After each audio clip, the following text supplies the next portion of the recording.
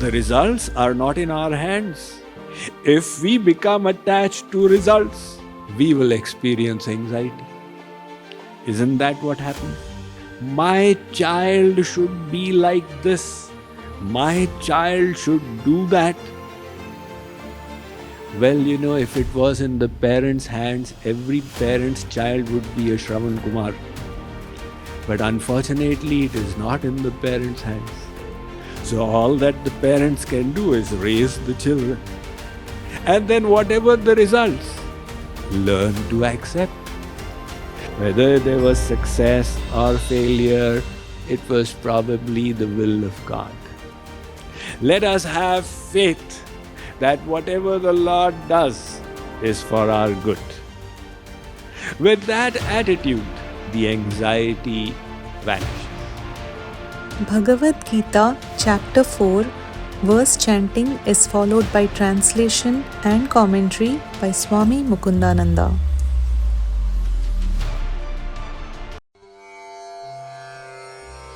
यदृच्छालाभसन्तुष्टः द्वन्द्वातीतो विमत्सरः समसिद्धावसिद्धौ च कृत्वापि न निबध्यते.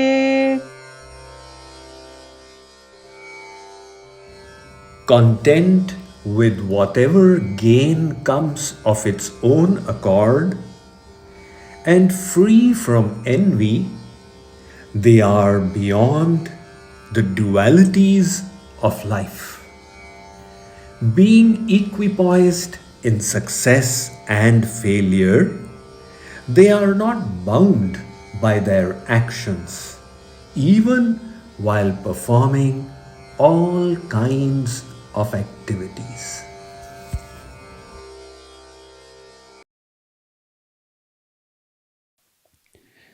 So, how beautifully Lord Krishna explains the science of work.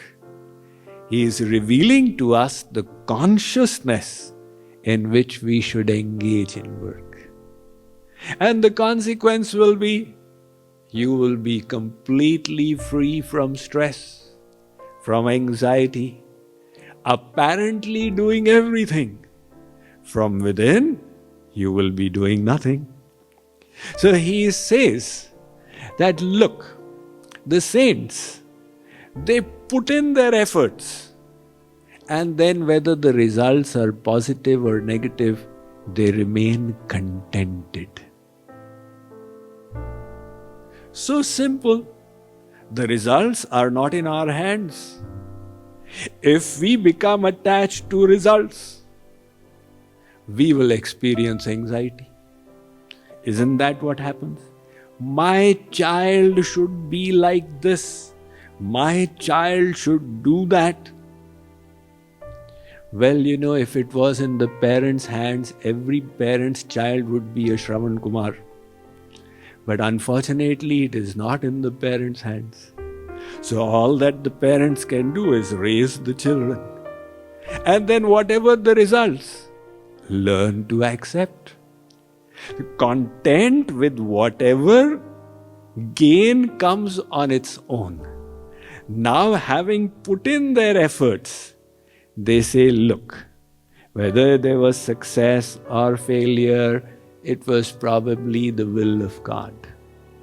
Let us have faith that whatever the Lord does is for our good. With that attitude, the tension, the anxiety vanishes.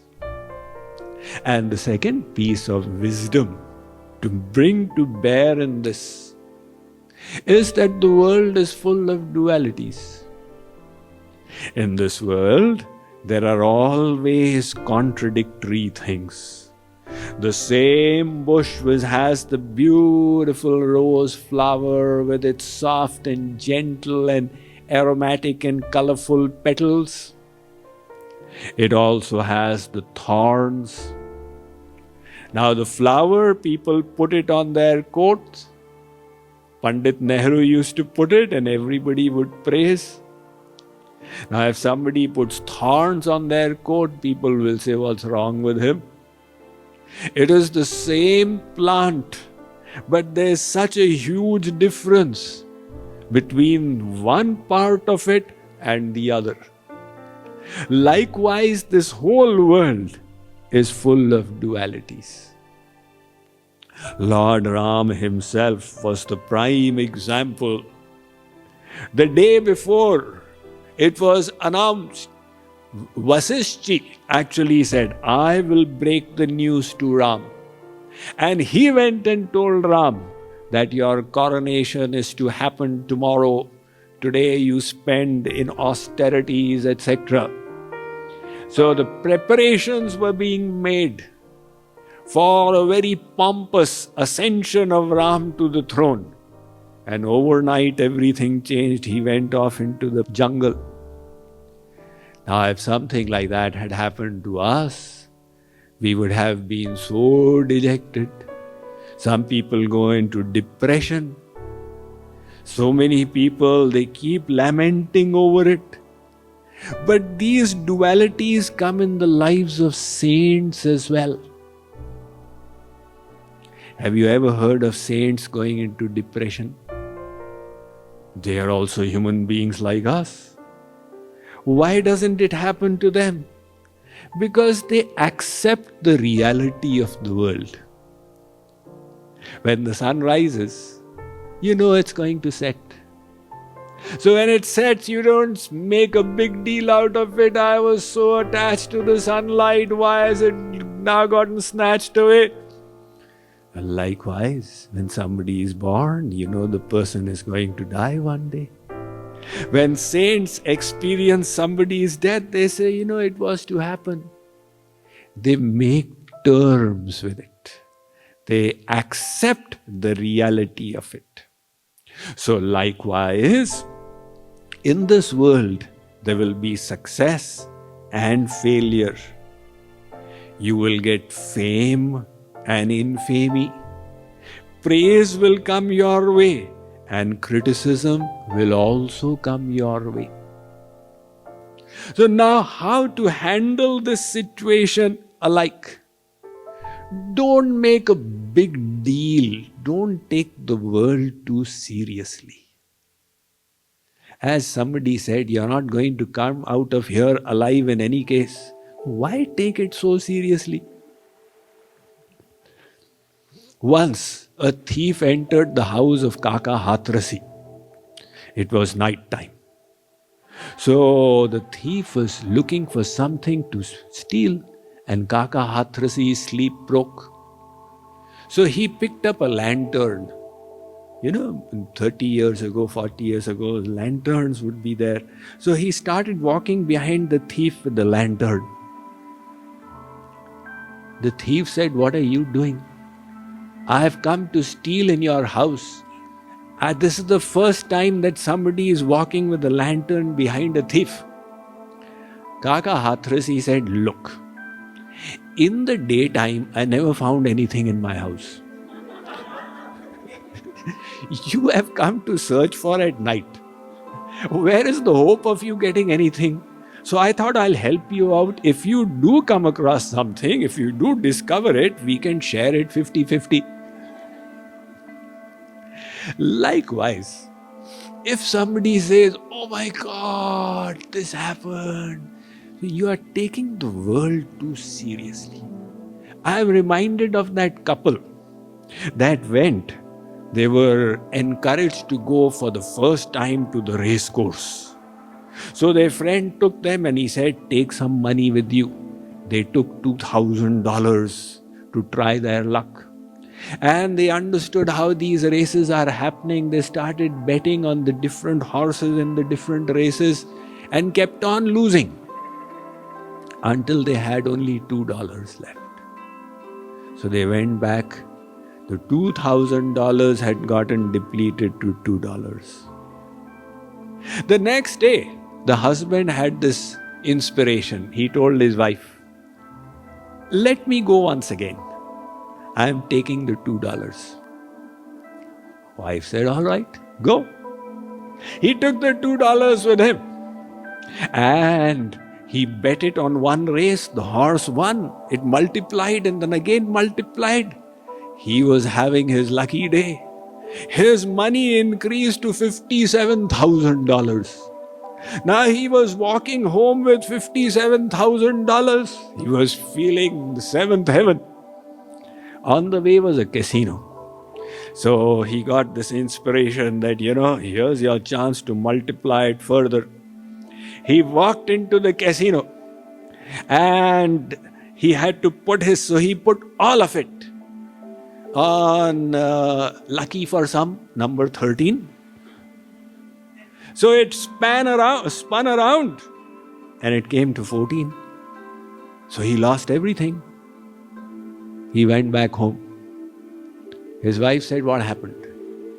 He said, "I lost the $2. So come to think of it, that is what we will lose in any case. Provided we understand that the happiness I am seeking is not here. That happiness which will truly fulfill me is inside. And it will come by becoming a better person, by going closer to God. So in the victory and defeats of the world, it is not as important as I think it is going to be. That maturity must come within us. If we think that the worldly objects are going to give me happiness, it is natural when they get snatched away, we will experience lamentation. The Buddha, we all know, he renounced his entire kingly opulence, his royal life and luxuries, and went off as a renunciant. He entered the kingdom of his father's friend. So his father, who was the king, his friend was a king called Prasenjit. So King Prasenjit saw little Gautam there, and he tried to convince him to return to his life. And the Buddha said, "Uncle, answer one question with all your sincerity. This entire kingdom of yours, all the opulence, all the fame, all the power, has it brought you even one full day of complete happiness?" King Prasenjit had to lower his eyes. See? Like the people in India, they think that the Indians living in USA must be really rolling in happiness. So you tell me, who came over from India to the USA, have you experienced true happiness even on one day? Like King Prasenjit, you will also have to lower your head. That is the reality of the worldly happiness. Then why hanker so much? Just do your duty and be contented. So the Bhagavad Gita doesn't say stop working.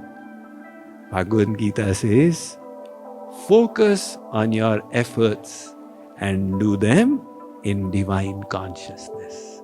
In that manner, you will not be bound by your works. There's a beautiful example here of Arthur Ashe. How many of you have heard the name Arthur Ashe? You know, Arthur Ashe was the first black to win the Wimbledon title, and the first and only black to win the US Open and also the Australian Open. So he won all the 4 Grand Slam titles. A few years later, he was donating his blood and he got AIDS. And later on, he was about to die from AIDS. So that Arthur Ashe was asked by reporters that how do you handle this situation? Don't you feel a grudge against God for doing this to you? Why me, God? Why did I get this AIDS? Arthur Ashe's attitude was so positive. He said, there are billions of people in this world. A few 100 million children start playing tennis in junior school. I was one of them. At that time, I did not say, why me?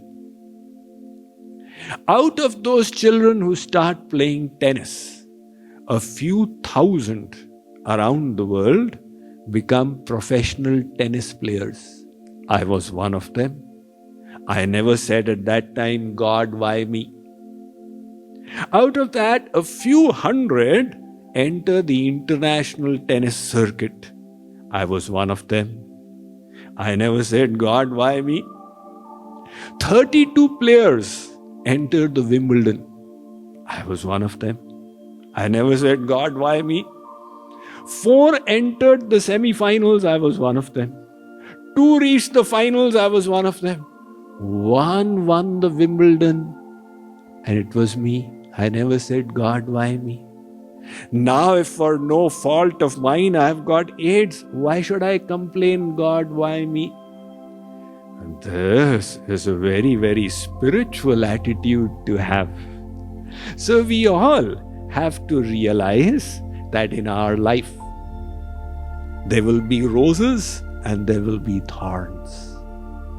The sign of spiritual progress is not that there are no thorns in your life. The sign of spiritual elevation is that you can see the thorns and the roses, the praises and the criticism, the heat and the cold, the comfort and the discomfort with equal vision. That makes you free from duality.